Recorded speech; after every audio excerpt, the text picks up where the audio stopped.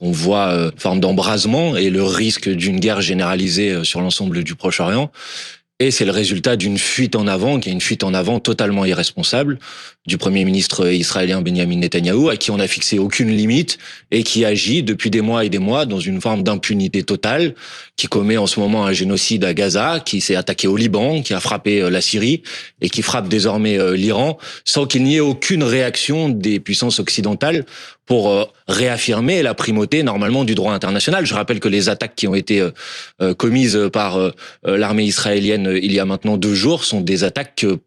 dites préventives qui sont en violation totale du droit international. Le droit international ne prévoit pas la possibilité de pouvoir attaquer comme l'a fait l'armée israélienne. Et donc évidemment, la solution qui doit permettre de rétablir la paix dans la région, c'est une solution diplomatique. Et d'ailleurs, vous le savez comme moi, une réunion était prévue aujourd'hui, normalement, entre les autorités américaines et les autorités iraniennes pour reprendre le chemin de la négociation, parce qu'il y a eu un accord sur le